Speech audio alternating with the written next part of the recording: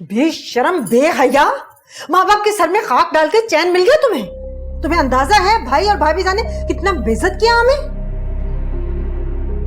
ऐसी औलाद से तो अच्छा है हम बे औलाद ही रहते। ये ब्लैक एंड व्हाइट जमानों के ताने मुझे मत दें। प्यार करने वाले तो आग के दरिया में छलांग लगा देते हैं, उफ तक नहीं करते। और मैंने तो बस उन फजूल मेहमानों के सामने अपना थोड़ा सा मुंह खोला था, और ऐसा क्या कर दिया मैंने? बचपन से उस पर अपना हक समझती आई हूँ। अब अगर मुझसे मेरा हक कोई छीनेगा। हक? कैसा हक? किस हक की बात कर रही हो तुम?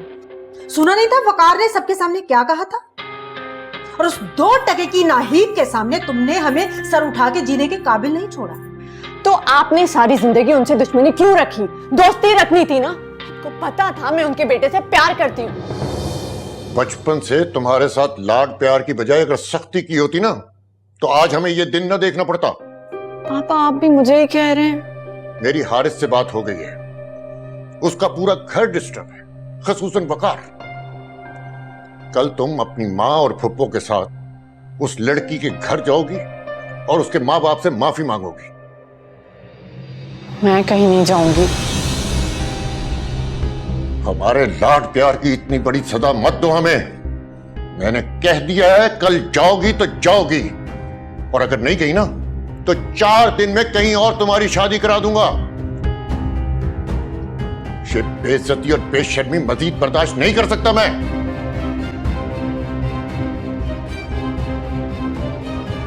जिस मकसद से मैंने ये सब कुछ किया था मामा, वो तो मकसद पूरा हो गया। वकार का रिश्ता अब तय नहीं होगा, तो आप लोग मुझे इतना क्यों मजबूर कर रहे हैं? कल शाम 4 बजे वकार तुम्हें और मुझे लेने आएगा, तैयार रहना। समझो इस बात को। वकार की कहीं मंगनी हो या ना हो, वो तुमसे शादी कभी नहीं करेगा। बेहतर होगा खुद के पास इतनी इज्जत तो छोड़ दो, कभी भाईजान और एमन से इज्जत के साथ मिल सको। समझ जाओ खुदा के वास्ते।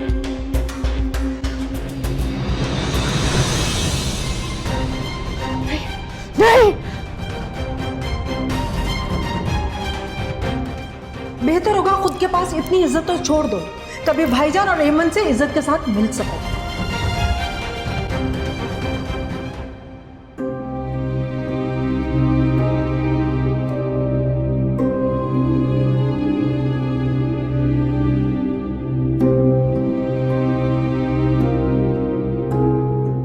क्या आपसे बात हो सकती है?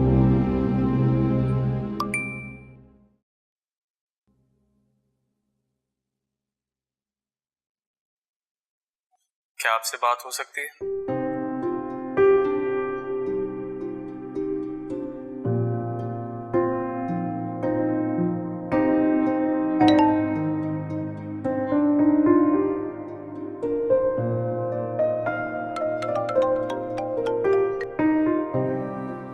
हेलो जी।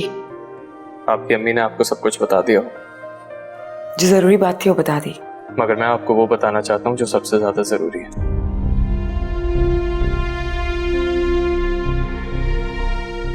आप सुन रही है ना? जी। जब मैंने आपको पहली बार देखा था, इनफैक्ट आपको देखने से पहले जब मैंने आपकी तस्वीर देखी थी, मैंने तभी ये फैसला कर लिया था कि मैं शादी आप ही से करूंगा। हमारा रिश्ता, शादी, ये सब कुछ बहुत अरेंज्ड अंदाज में होने जा रहा था कि ये बैरियर आ गया, और मुझे लगता है कि कोई रुकावट तो आनी चाहिए थी ताकि हमारी अरेंज किस्म की शादी में जरा लव का टच लगता। मुझे आपकी बातें समझ में नहीं आ रही। आपके छिन जाने से डर गया हूं मैं। दिमाग जैसे माउफ सा हो गया। दिल में तो हजारों बातें हैं जो मैं आपसे कहना चाहता हूं, लेकिन जबान साथ नहीं दे रही। मैं आपसे हमदर्दी के अलावा और कुछ नहीं कर सकती। एक काम कर सकती हैं आप। वो क्या? कल जब मैं आपकी अम्मी अब्बू से मिलने आऊंगा तो एक बार, सिर्फ एक बार आपको देखना चाहूंगा।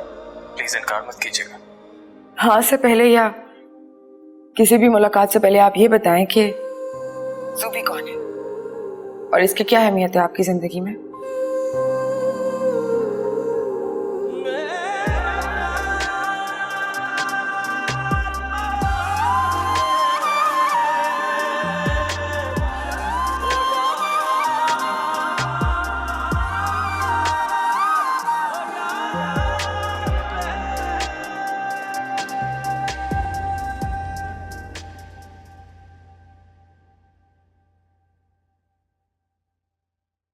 मुझे आप लोगों से कुछ जरूरी बात करनी थी।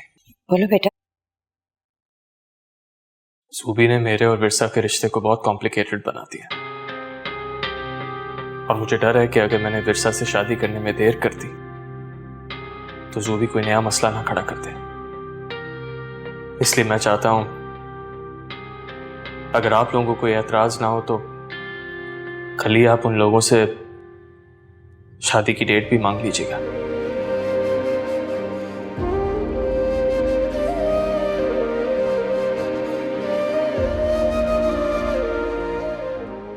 इंशाल्लाह ऐसा ही होगा।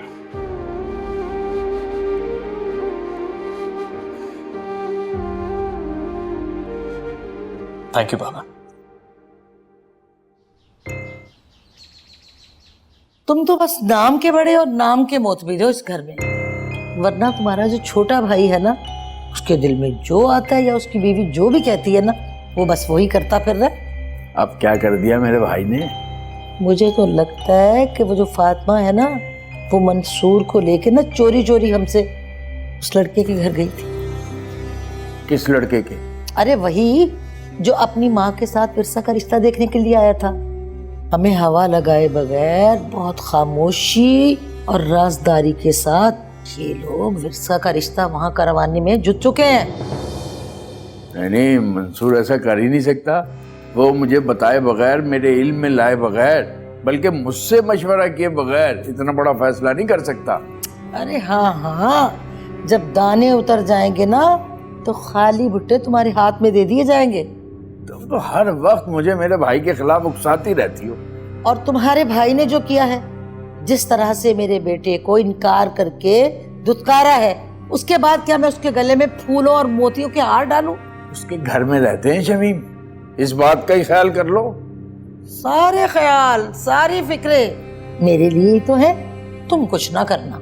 अगर एक अदद अपना घर बना लिया होता ना, तो मैं सुबह से लेके शाम तक क्यों इस कीमे बनाने में लगी रहती।